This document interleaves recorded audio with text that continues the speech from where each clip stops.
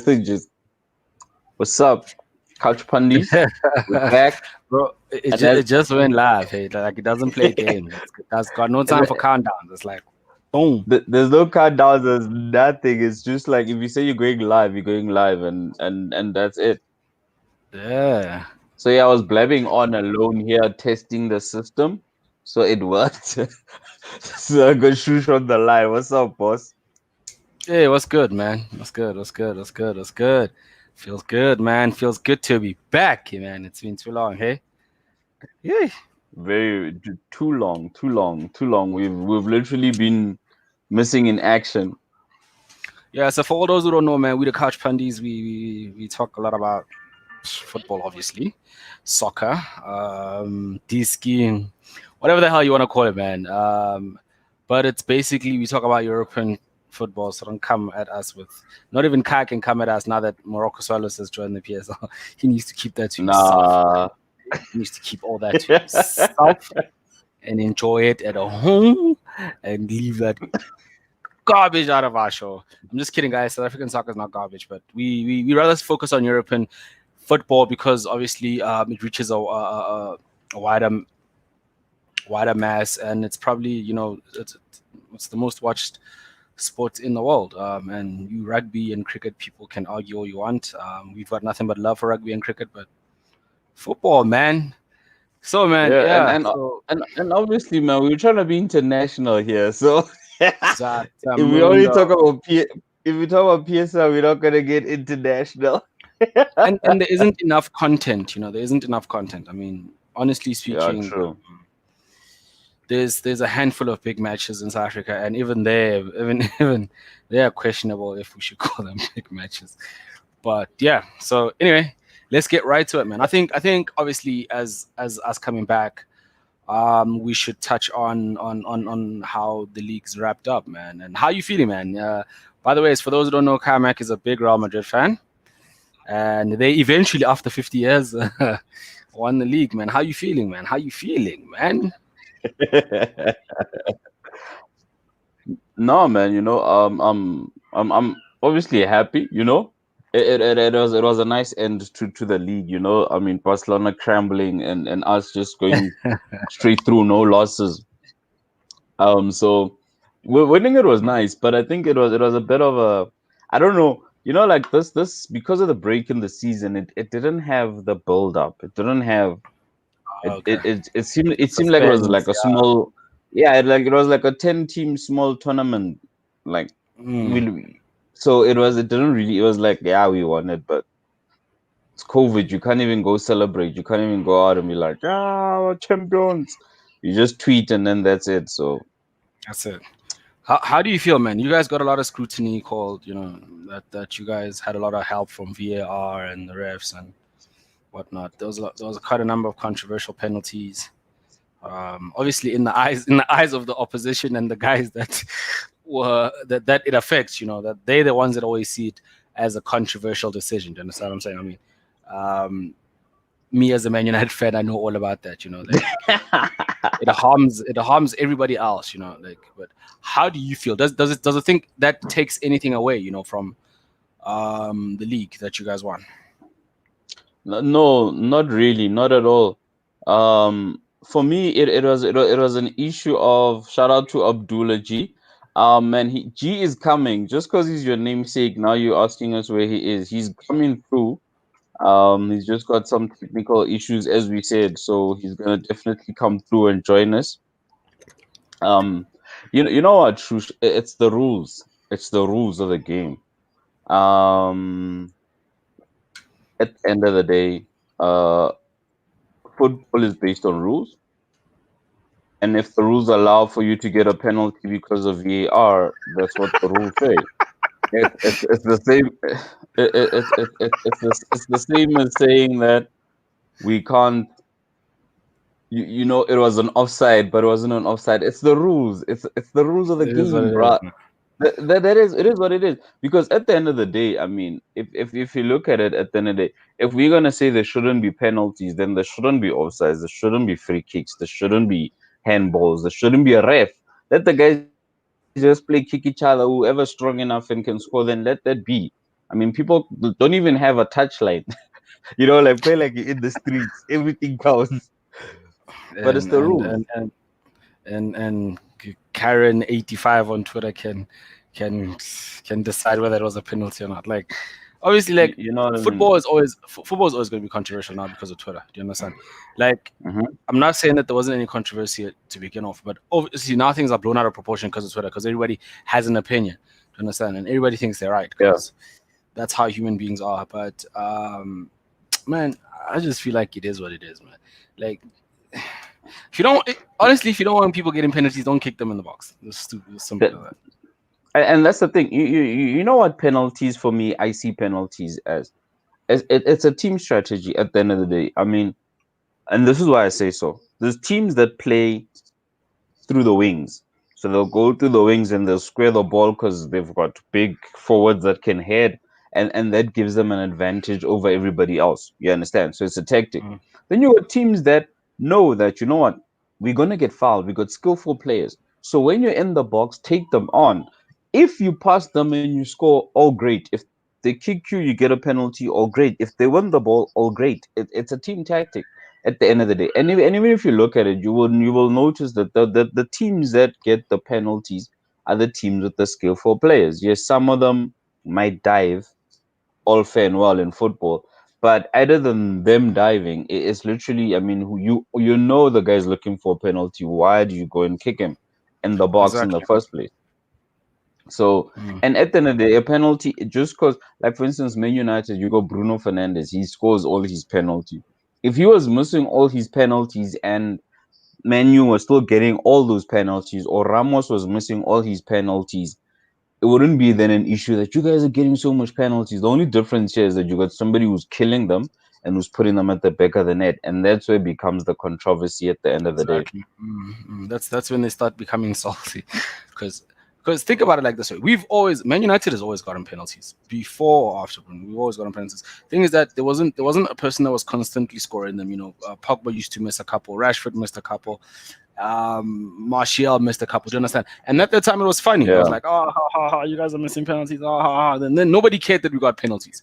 Do you understand? Because it was always a would they score, wouldn't they score? But now because Bruno is like burying them, like you said, and so is Sergio. You don't understand? Then it becomes a problem because like, oh yeah, damn, not burying them. No, they shouldn't have gotten a penalty in the first place. But thing is that it's always a problem until it's always a problem until it happens to your team. Then once it happens to your team, it's like, well, man, we've got skillful players, and everybody starts talking about that. So I yeah, guess yeah. it But is what it is, man. Yeah, it is what it by the is. but by the way, while you're still on that, this is, I don't know if I'm gonna respond to Abdul. He says here, not saying United penalties aren't legit, but the referees always give them the benefit of doubt. Any comment? Uh, well, my thing is, G. Wait, I don't know if G can confirm there. What team does he support before I answer him? He's a Um, Liverpool fan. there we go. Listen, we get the benefit of the doubt, like you said, but then also sometimes we don't. If you look at an incident like when Eric Bailly, gave away the handball in the box, so did Pogba. Do you understand? There was Hmm. incidences in the league where Virgil van Dijk also, the ball hit him in the hand, but it was deemed as it was accidental and whatnot. So we've got Yeah, skillful players, and they're very fast. Those boys are fast, and at first glance, it's always a penalty. At first glance, I think the only penalty that shouldn't have stood is the Bruno Fernandes one. I can't even remember what we were playing against. I think that because they are so used to getting tackled in the box, they look for it. It's a team yeah, strategy, as Kai said. Penalties are part of the game, and it's always going to be a part of the game. And do we get the benefit of the doubt? Yes, we do. But then that's where VAR comes in. And if the ref is going to give the penalty and VAR is going to give the penalty, who are we? Should us as a team, as we said, it's one of our tactics. We don't play like Liverpool. We don't have a Trent Alexander or a Robbo that's always gonna spam boxes balls into the box and somebody heads them in. We don't have that tactic. We've got skillful players. If you look at the way Tony plays, if you look at the way Rashford plays, if you look at the way Mason Greenwood plays, they like taking on defenders in the box, and it's gonna result in them either fouling us or us, beating them and having a one-on-one with the goalkeeper. So it just is what it is. I think one out of all the penalties that we got, only one that Bruno Fernandes, where Bruno Fernandes was allegedly tackled. He wasn't tackled. I don't think it was a penalty. Outside of that, I feel like they're all legitimately penalties. And with that, obviously people are going to complain. Yeah, people are going to complain. Something I want to point out also is that, you see, for me, VAR is great for offsides. VAR is great for goal line technology, but VAR is pathetic when it comes to penalties. And this is why I say so. It's because the players nowadays, it's not diving like back in the days where they wait for contact and then they dive. And the fact is that when you go back to VAR, they don't look for, was the context sufficient to foul you? They look for the fact that was the contact.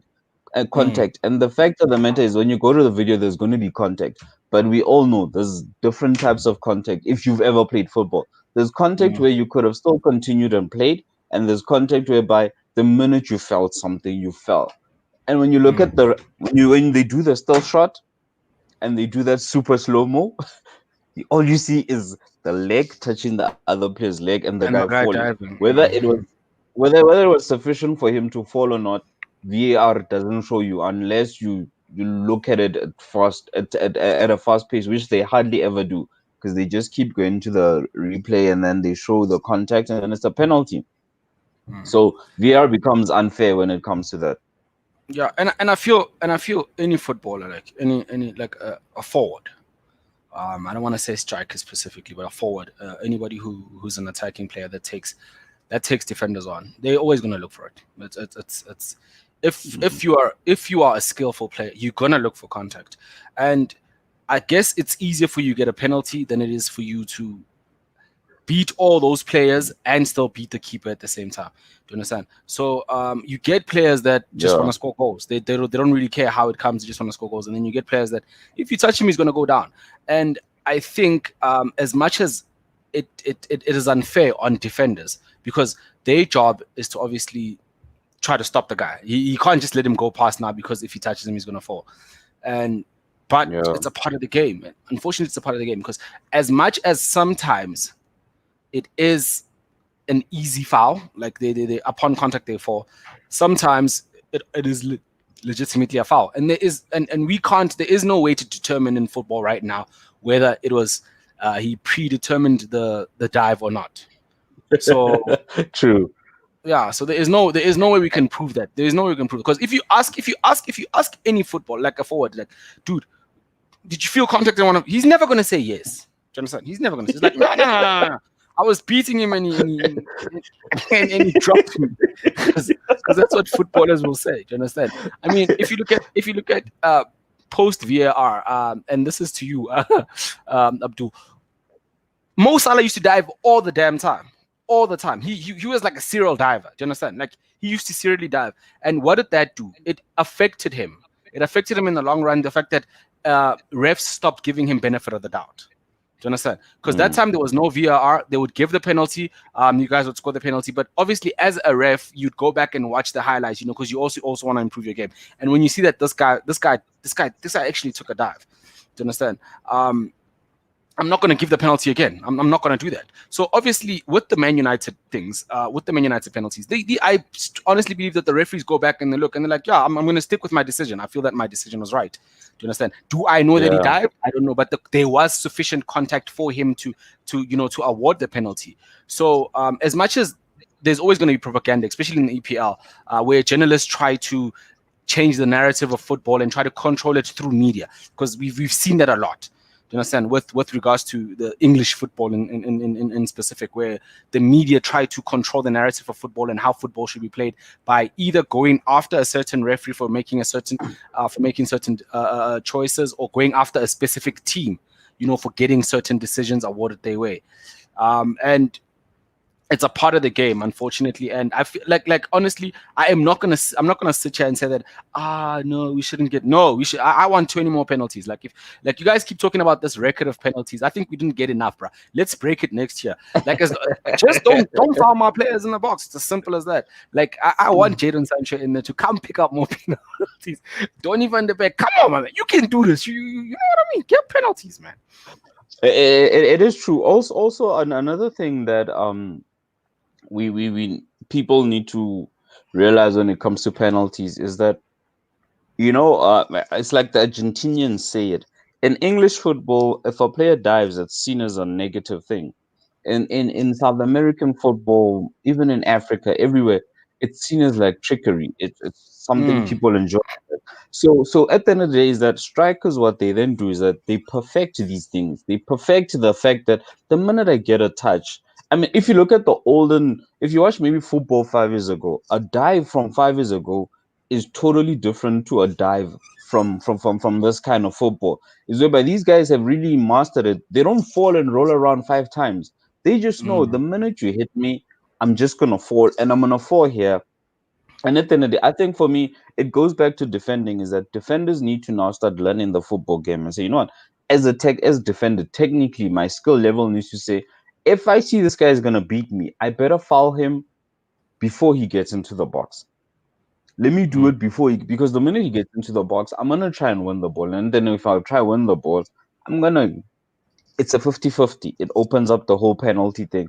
And like I said, with VAR penalties, it's just going to give penalties because it cannot measure. mm. That's the problem with technology. It cannot measure the force behind the touch, whether it was sufficient for the guy to fall.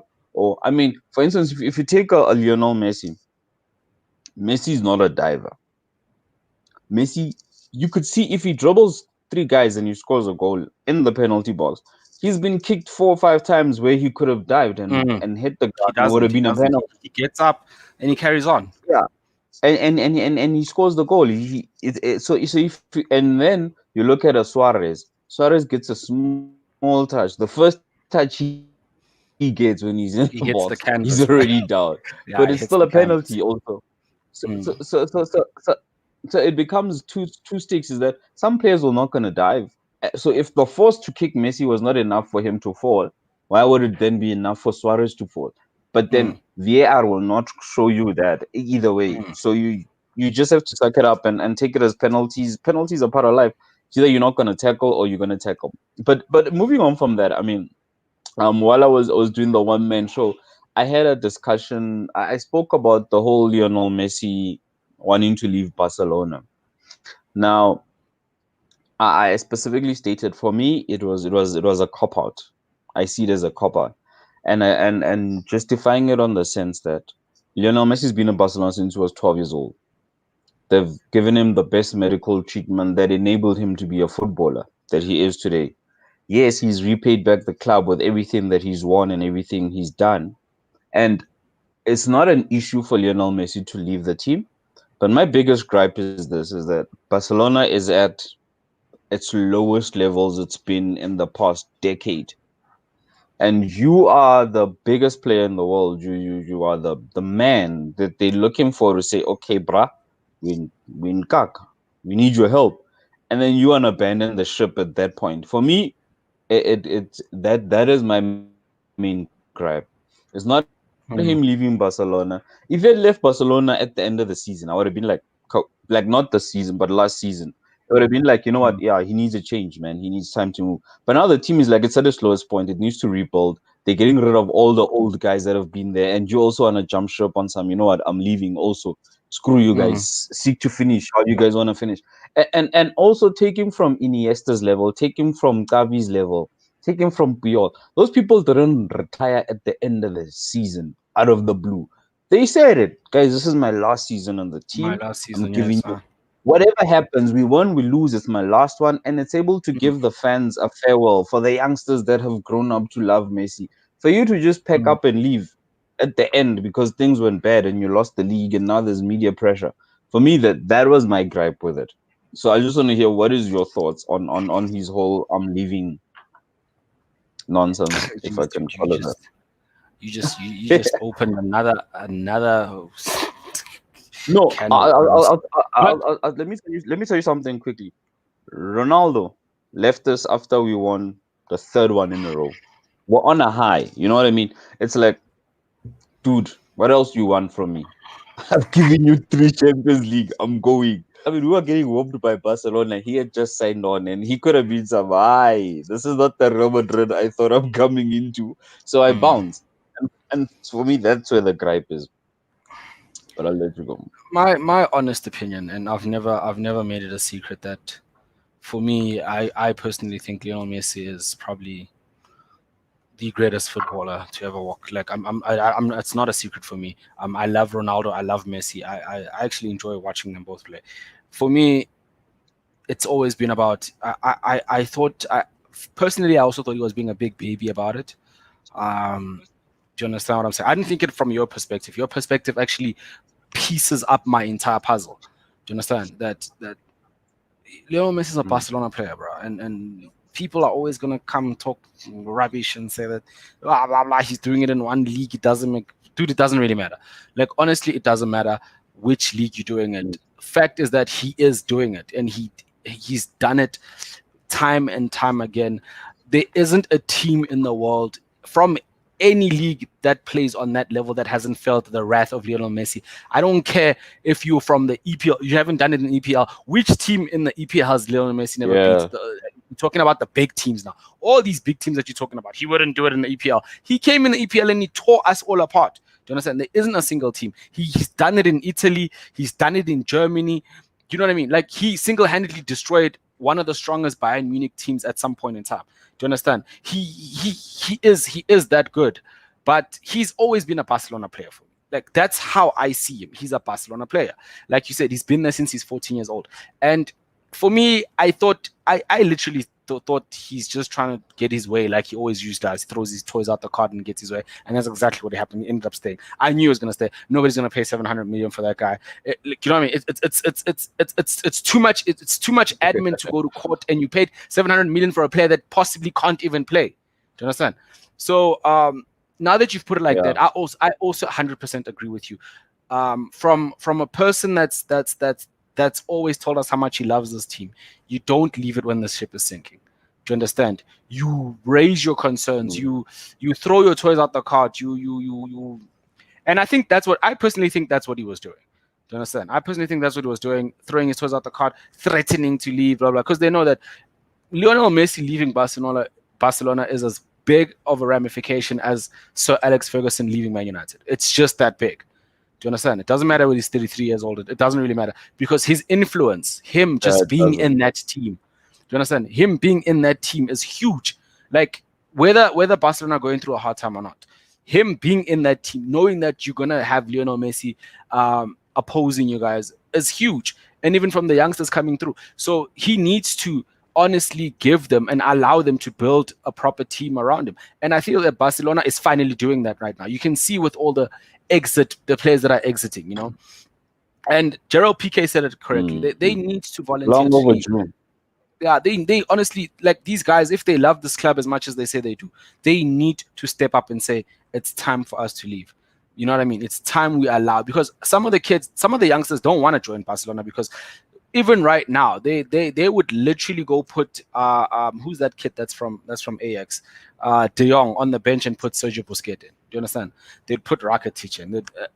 And it makes it hard for these boys to actually want to come in. As soon as Suarez got better, Suarez is finished, bro. He's complete. He's kaput. He's done. As soon as he got better, he got thrown back into that starting 11, and Griezmann was put on the True. bench. Do you understand?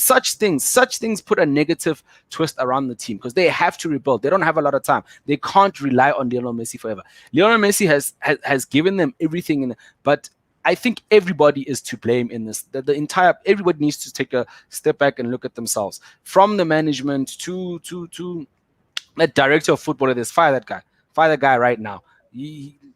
That guy's just weird. Fire him. How the hell do you take Arthur? You take him to Juventus and you bring Pjanic at the age of 32 or 33. I don't even know how old Pjanic is, but I know he's old. How do you do such things? Do you understand? And he's been doing it for quite a while. There's a time where he snuck Kevin Prince Boateng into the team. Doesn't think we forgot. We remember. And he put in also that Brathworth or whatever. You know what I mean? Like it's weird stuff that's going on in Barcelona. And for a team of that magnitude, like I think they are afraid of transition so much.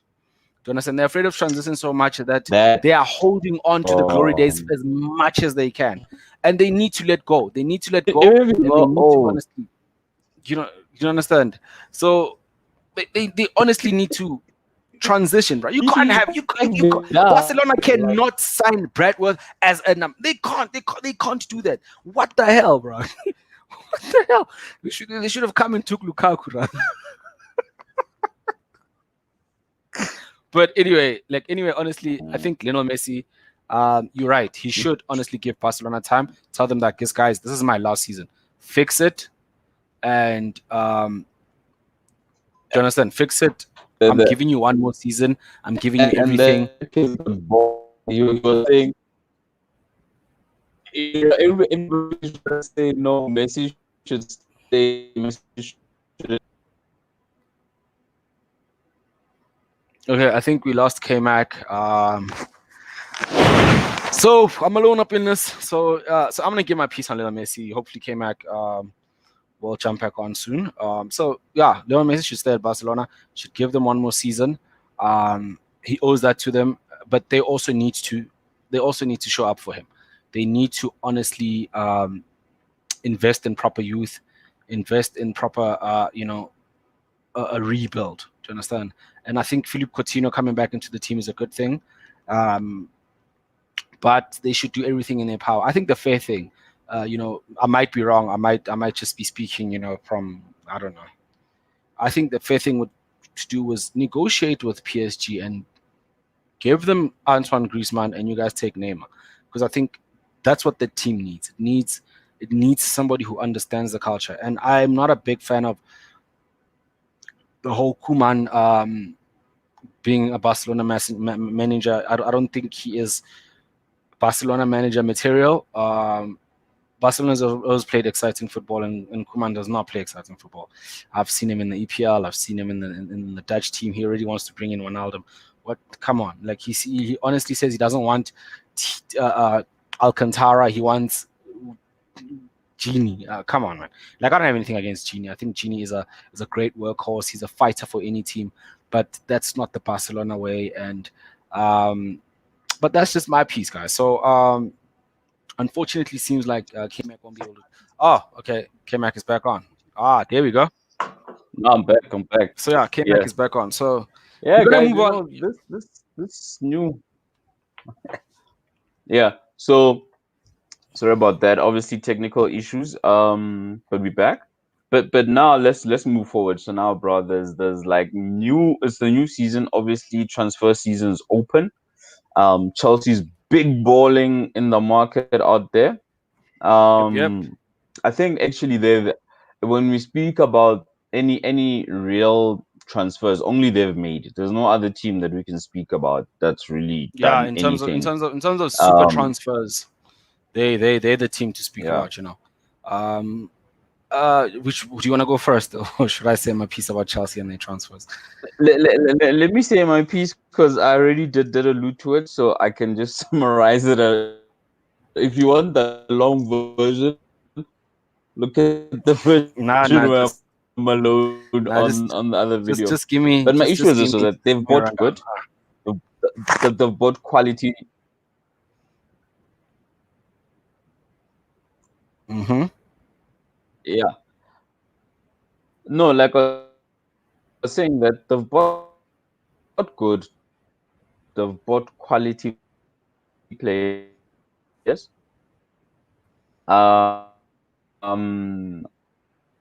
But in as much as they've bought, everybody else they've bought, general, who's going to be able to support. Kaya. I mean, you've got Timo Werner. All of them, they just literally attacking. And you've got Pulisic who's been there. So all of them are just running forward, attacking ladies, taking on everyone. But you need that person who's gonna hold the fort, who's gonna pull the strings. You know what I mean? And for me, because there's no one who's gonna pull the strings, I know people wanna say Kante, but Kante for me is not that type of player. And then there's Jorginho, but on and off, unless maybe he does something with regards to this.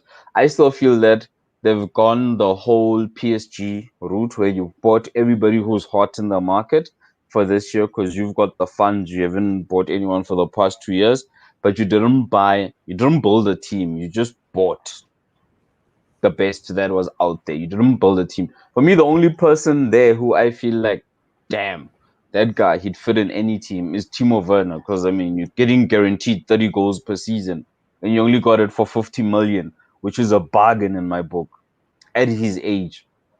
So, other than that, for me, it just seems like they've just bought whoever was hot at that moment.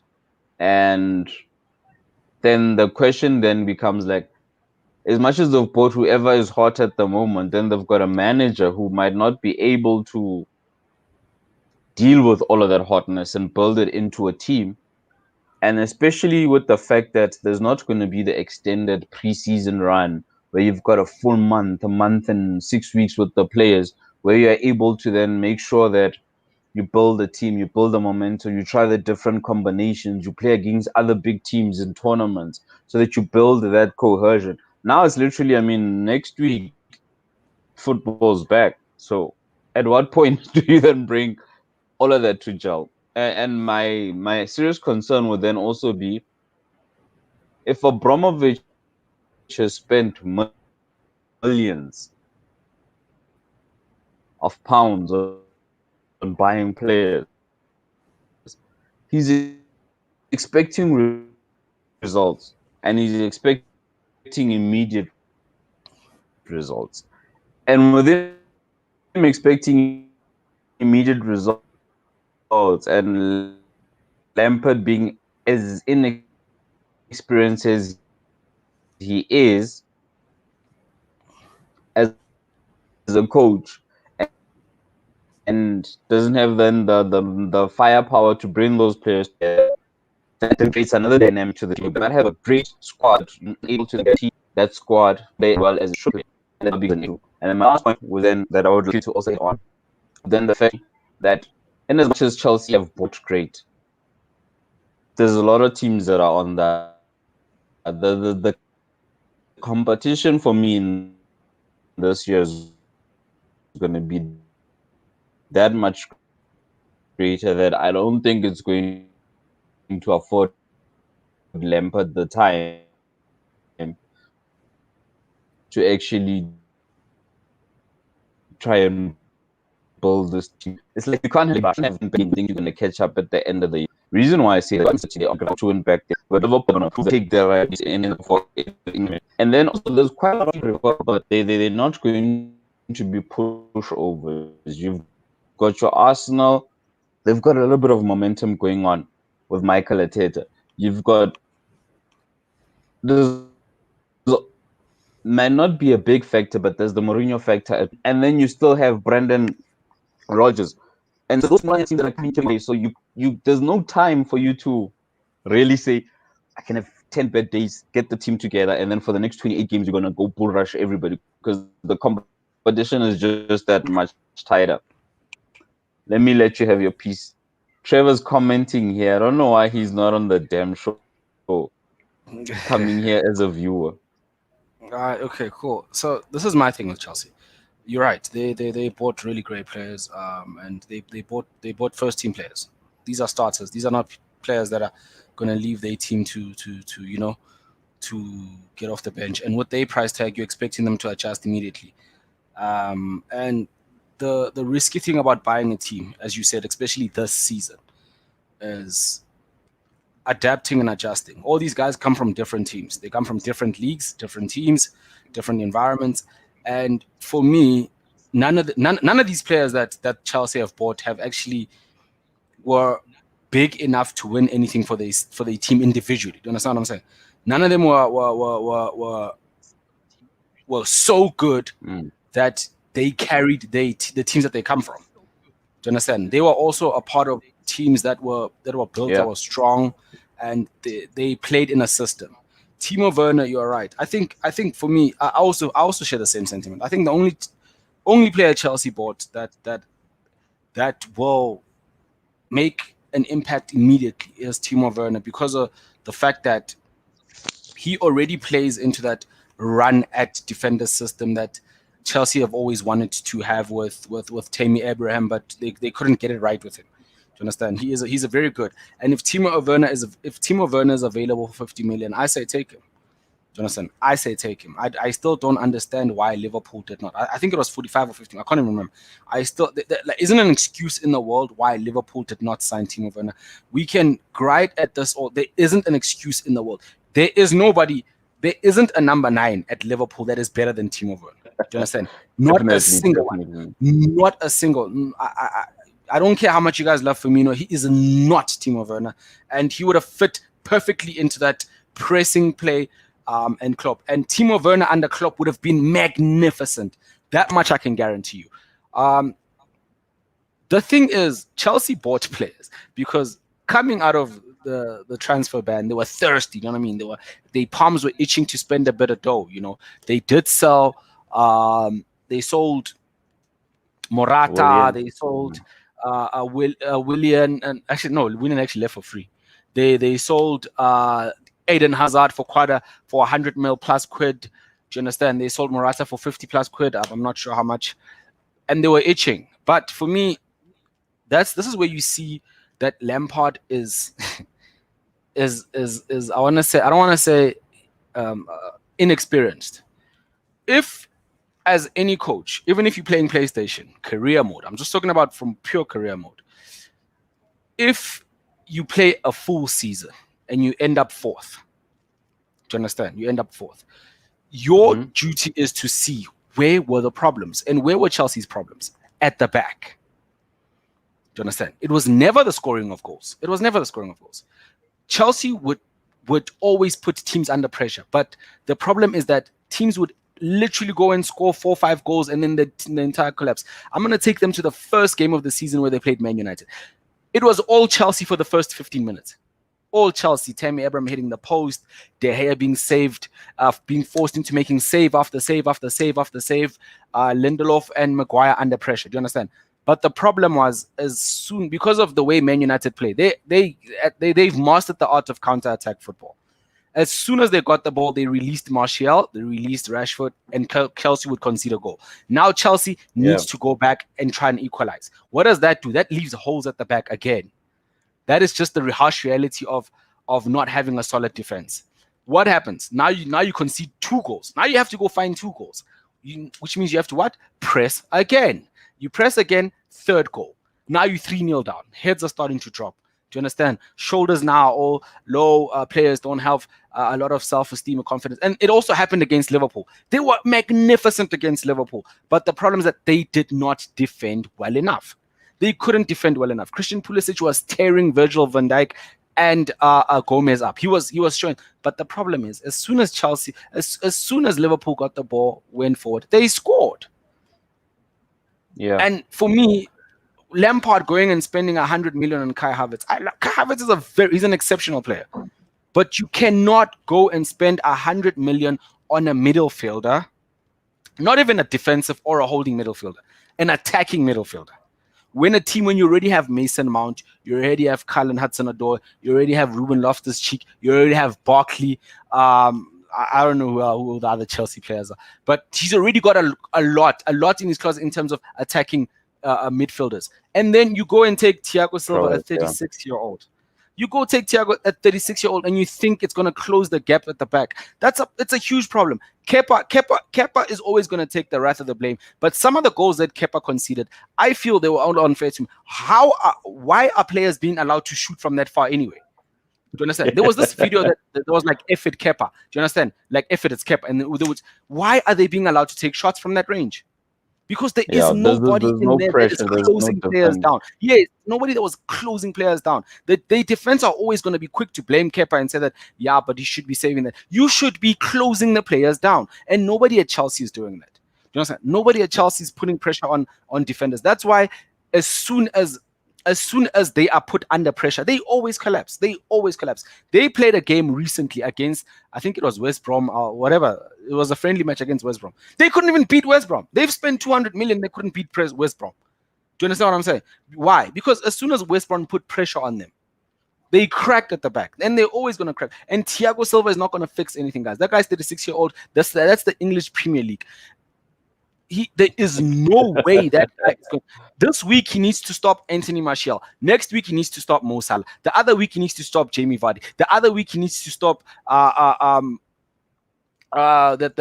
Brazilian kid who plays for Everton. Everton have got James Rodriguez now. Richarlison, James Rodriguez can do stuff. He can do stuff with the ball that Richarlison and Calvin Lewis, something like that. He can do stuff. They can do stuff with the ball. And for me, they can spend all they want. They can literally go and buy 50 other attacking players. Until he fixes that defense, it won't make a difference. Because as soon as they play against a Liverpool can absorb pressure. Liverpool can absorb a lot of pressure. Do you understand? And if you look at Man City have fixed. They playing big guns. Koulibaly. Imagine a defense of Laporte and Koulibaly. That is a solid defense. And the problem is that if they play against a team, and these teams in EPL, it's been proven that they can absorb pressure. Even the weakest of teams, they can absorb pressure. Do you understand? And just hit you on the counter. And that's always going to be a problem. So he needs to honestly reinforce. He should have reinforced first the defense. I am glad that he took. If Timo Werner is available. Also talking about Thiago Silva, Trev is coming on through saying Thiago Silva has half a season in him after it's curtains. And for me, I think a player like Thiago Silva is not a bad buy, but you can't go partner him with Zuma. You can't go partner him with Azpilicueta or whatever his name is. If you had bought a Koulibaly and then you bring in the experience of a Thiago Silva, then you've got a solid partnership because he needs somebody who's going to do the running. He's got the technical brain. If he still is, because I don't watch French league, but if he's as good as he was at AC Milan, he's got the technical ability to defend, and you don't really need. But if he doesn't have an enforcer with him there, and in English football you need an enforcer, you need a Vincent Kompany, you need a freaking Nameta Vidic, you need some. You need somebody who's gonna be like, hey, bro, we're not pushovers. Who's gonna push you off the ball? Who's gonna make sure you're not comfortable. And then you need the guy who's going to clean up. Like, if you look at the old Chelsea defensive greats for me, where you had Carvalho and you had John Terry there. John Terry was the aggressor killing. Carvalho's the guy who's going to now be able to take on the skillful guys, who's going to be able to then read the game properly. Now you've got a guy who can read the game in Thiago Silva, but you're going to partner him with who? Then he's useless. You're going to partner him with Kurt Zuma, and he's still going to get punished, bro. Like, for me, Chelsea, it's good that they're buying players. I think they needed to buy players. They needed a burst of energy because concerning the fact that Chelsea keep on saying that Man United, what are you talking? We end up on the same points as you. That should have never happened. You guys were literally 14, 15 points ahead at some point. That should have never happened. It should have never happened. Do you understand? It should have never happened, but because their defense kept on letting them down. And I don't understand for the life of me, as a coach, you saw what the problem was, and you're doing absolutely nothing to fix it. They are now looking for some goalkeeper that plays there in La Liga. I forgot that kid's name, and I was looking at the video this afternoon. My guy, that guy. He's a BTEC keeper, and Kepa is not a bad goalkeeper. He's just having confidence issues. And until you buy a defense that will actually give him confidence, do you understand? Because sometimes you just need a defense that's. David De Gea had a stinker of a season, but he was still like in the top 5 clean sheets. Do you understand?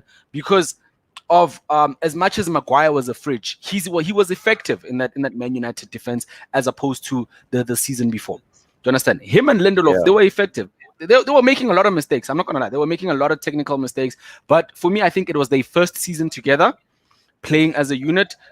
It will get better. It will get better. And I believe that with Ole obviously wanting a left-footed player, left-footed defender, it makes sense because they're both right-footed, and sometimes they would cross each other's paths because they always trying to defend from a right-footed perspective. But them being there, it was effective for Man United. That's how we were able to climb all the way up, and even end up being ahead on Chelsea goal difference because we were not conceding goals. Do you understand? They were conceding a lot of goals. They were conceding goals for fun, bro. Like everybody would come in there and literally be like, "I'm going to shoot." Even Firmino literally didn't score a goal at home. I don't know in how long, but he played against Chelsea. What happened? He scored. Then take it, bro. Then take. I know when you get to Chelsea, you have no stop. You have no stops. I'm gonna stop you right there. Let's now here's the big question. You've got the champions.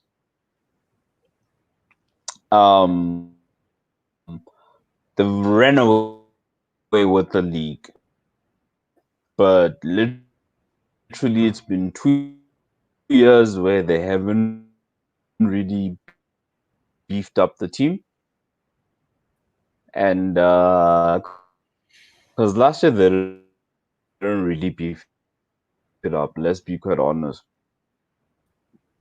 And the only player who came in Jan was Minamoto. So they're not buying anyone. I don't know if it's my issue, but like somebody tweeted it, why would you have used when you won the Champions League year and when you've won the league this year? You should be rolling it at the end of the day. So now you haven't done anything.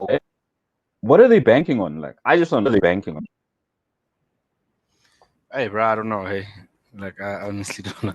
I can't answer that one. Liverpool was so good last season. They were magnificent. I don't know if you can actually be the new kid on the block twice. I don't think it's actually very viable at the EPL, or at least in the EPL. So I think it's a big risk that they're taking. I don't think it'll pay off this time. They'll still be one of the title contenders. I don't have a doubt in my bone that they've got a team good enough, to be the title contender. But my problem is that they were lucky last season. They didn't really have any injuries. Do you understand? Like they had like Mane. They were able to keep Mane fit the entire season. They were able to keep Salah fit the entire season. They were able to keep Trent fit. They were able to keep Robbo fit. They were able to keep Virgil van Dijk fit. And there was a point in time where Alisson was injured, and then you could see the big difference. Do you understand?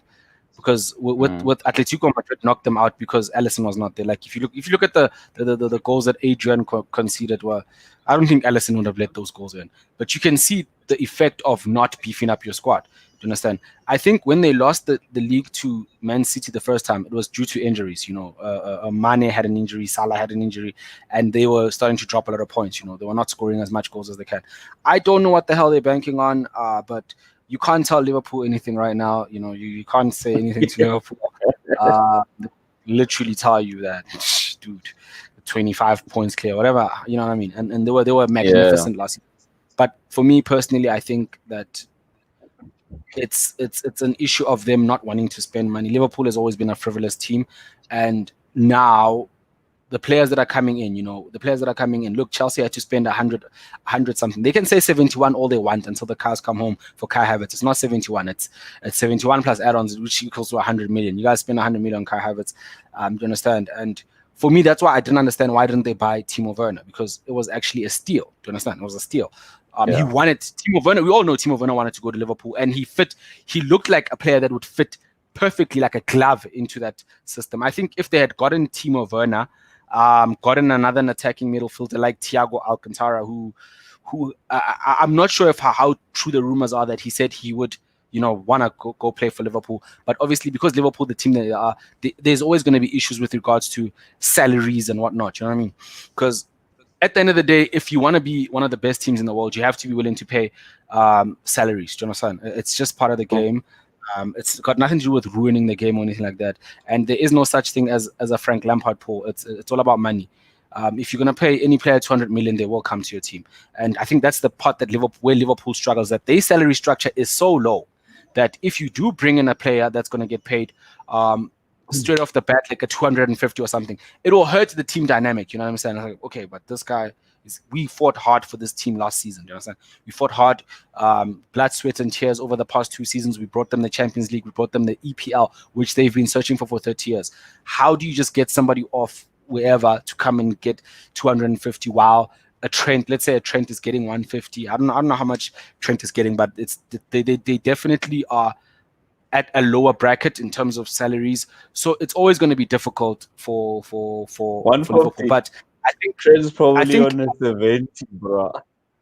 Do you understand? But I think the advantage that they have is that they've got Jurgen Klopp. While they still have Jurgen Klopp, I still give him a chance because Jurgen Klopp has always had the eye to spot out talent, even if it's not a big player. Do you understand? He did it at Borussia time and time again. He could spot a player, development stage, like that Minamo kid. He's very good. I like him. He's very good.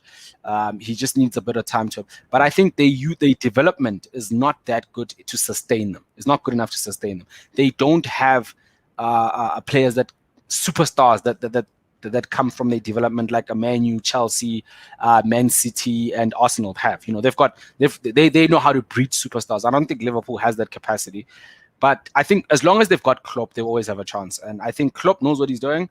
I'll never write Liverpool off as long as Jurgen Klopp is their coach. I'm hoping he'll get tired and leave very soon, like he always does. But I don't know, man.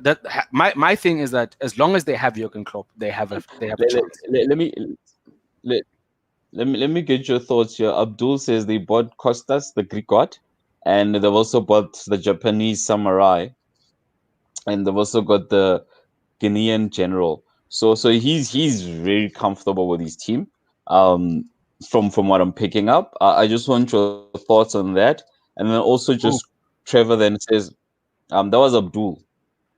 So he's saying he's saying they bought Costas, all right. He's saying they've got he's saying they've got the Japanese samurai, obviously this Minamoto, and then he says they've got the Guinean general. So he seems to be happy with it. And then Trev just said, but the issue is that new players also bring a new belief and energy and competition into the team. I mean, the core of this team, which is something I agree with, the core of this team has won the Champions League, has won the league, has won the FIFA World Club Cup, has won the FA Cup, has won everything in England. They've won it in the past 2 years. So I mean, did Liverpool sign Costas Minolas? Yeah, that's what Abdul is saying. I don't know. Maybe it's another Costas. Maybe it's another Costas. That guy didn't he join Napoli? He joined Napoli last season. So was it Napoli or I don't know.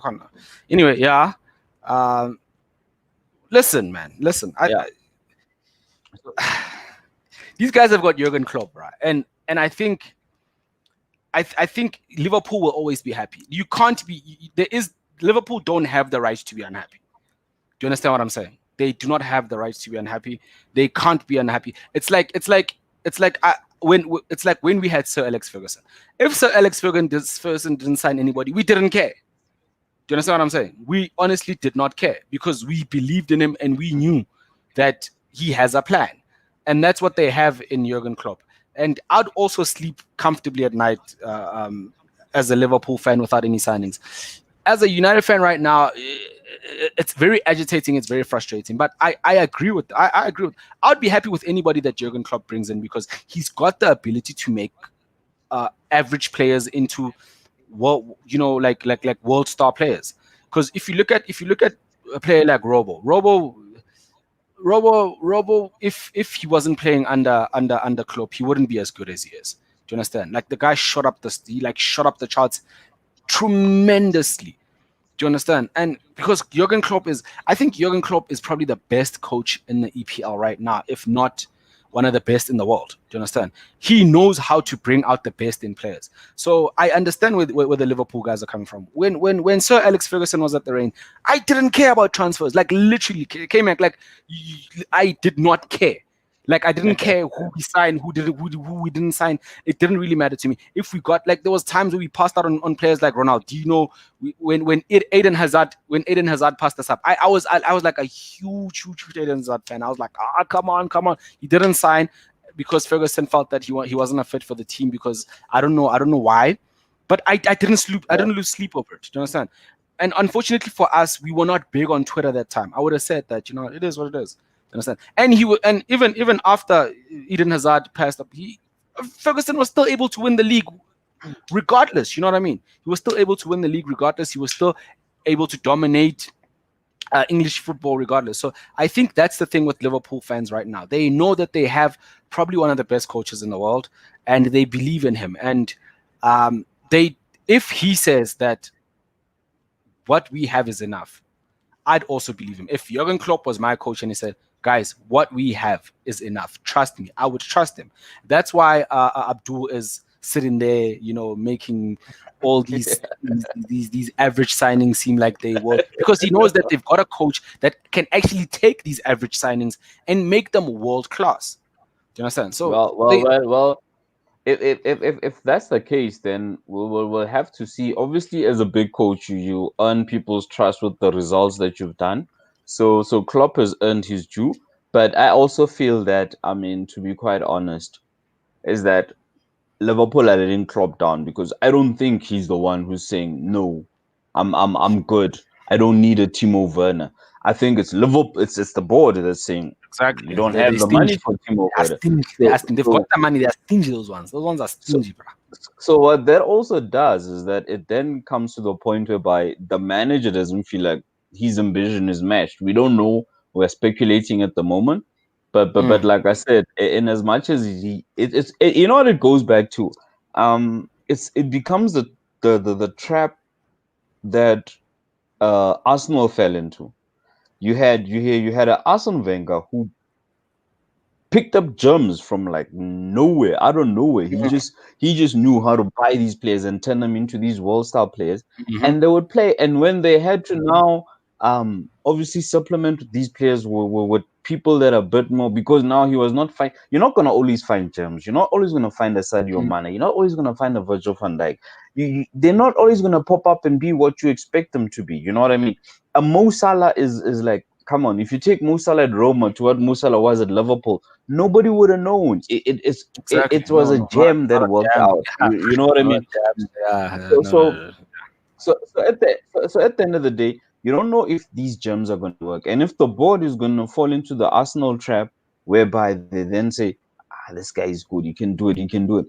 It's going to come to a point where you're going to just come up with Bokol Chesky, and you're just going to, it's just going to become And average. Brewster, and who's that kid with the man bun? Yeah, like making it seem like he's a superstar. Elliot, That kid, no damn superstar. There's some kid with a man bun. They're always trying to the make him. Elliot light, yeah. Yeah, God, screw that crap, bro. That boy wouldn't tie Mason Greenwood's boots, boy. You don't come with nonsense here. But I understand, like I agree with what you're saying, and a part of me hopes what you're saying is true, that he does get fed up and he leaves. A part of me, like I feel like there's gonna be a time where Germany comes knocking at the door, that German national team for Jurgen Klopp, because I think he is one of the coaches that can actually take that German side to the next level, even though it seems like they're so already up there. Do you understand? But for Yeah. me, I think it's you're right. I think it's gonna keep chipping away at him, because he keeps talking to players, but the board never signs. Like, he's had personal conversations with Timo Werner, he's had personal conversations with Thiago Alcantara, he's had personal conversations with who else were they linked with? I forgot now. There was another one, and players respond to Klopp. Do you understand? They respond to Klopp. There's just something about Klopp that acclimatizes players. He's coached some of the best players in the world, the likes of Lewandowski, the likes of Pierre-Emerick Aubameyang, Marco Reus, Matt Hummels, man. Like, you understand what I'm saying? Like, he is that kind of coach that can take a diamond in the rough and make it into something sparkling, make it into a two chains. Do you understand? So I think they honestly need to start pulling up their socks. And I think because the Liverpool fans are complacent right now. They also need to start standing up, and start making a noise and actually start challenging the board. That's one thing that I'm seeing from Man United fans, especially on social media, and I fully support it, man. They honestly going after the board that, what, we need players, because sometimes these boards, because we don't know what type of fight the coaches fight in the boardroom. We honestly don't know, because the coaches at the end, they'll never come out and rebuke the team until they get fired. Do you understand? Until they get fired, then all of a sudden they're vocal. Do you understand? All of a sudden they're vocal now and say that, I didn't get the support. You should have said it. You should have said it at the time. Do you understand that I am not getting the support that I require? Put them on blast right now while you are still there, that I'm not getting the support that I require. And if you look at the EPL, the EPL is very difficult. It's very difficult. Carlo Ancelotti just signed James Rodriguez. Everton, bro. That's Everton. Everton has James Rodriguez. Do you understand? And that's where the EPL is going. And a Wolves team. Wolves are very strong. They're a very strong team. You need to obviously bring in talent, and you need to back the player. You need to back the coaches. And I feel like you're right to a certain degree. I think that Liverpool board are letting Jurgen Klopp down. He has been a great, and they need to repay him in kind. The Timo Werner thing was unacceptable for me. Like I said, to this day, I do not understand for the life of me why he didn't get the support to sign Timo Werner. That was just ridiculous. That guy was 45 million for a 30-goal striker a season. Gary, bro, like you said it, that boy is that good. It's literally 45 million, and then let's say it's 100 million, but that's 100 million for a full-on contract of 5 years. That's including what you're going to pay him and everything. It's a bargain. Even if you look at it that way, is that even if you spend 100 million Timo Werner, that includes the price to buy him. It also includes his salary for the next 5 years for the duration of the contract. It would have been a steal for anyone. But let's leave it at that. I mean, we've been at it for an hour. So guys, you know what? We need to leave you guys hot while you're still at it, so you can sign in the next time. Remember, switch on your bells, because we're just gonna do it live. We live nowadays. We're not. There's no whatever. So if you're gonna miss us, you're gonna miss us live, and you'll catch it thereafter. And it's quite nice when it's live because we can interact and all of that. So um. We will definitely catch up with you guys. Like we said, the shows are going to be coming thick and fast. It's crazy. I don't know if you have any last words to say, Shush, before we wrap it up. Wait. Let me answer Abdul quickly. Curtis Jones. Curtis Jones is a good player, but he's not the new Gerrard. I don't think Curtis Jones is the new Steven Gerrard, but he's a good player, and hopefully he does. Hopefully he does come up the ranks. And thank you, Abdul, for jumping on, man. Thank you, Terry, for jumping on. So yeah, like K-Mac said, we're going to be doing a lot of these lives. So I think the next step is that we're going to start putting out the link on our Couch Pundies Twitter account and Facebook account and all those accounts, so that everybody can jump on live. But guys, thing is, we are going to be doing a lot of these shows, so you don't really need to go on for a long time. And man, tell your friends, man. Tell whoever jump on. We'll try get guests on the show.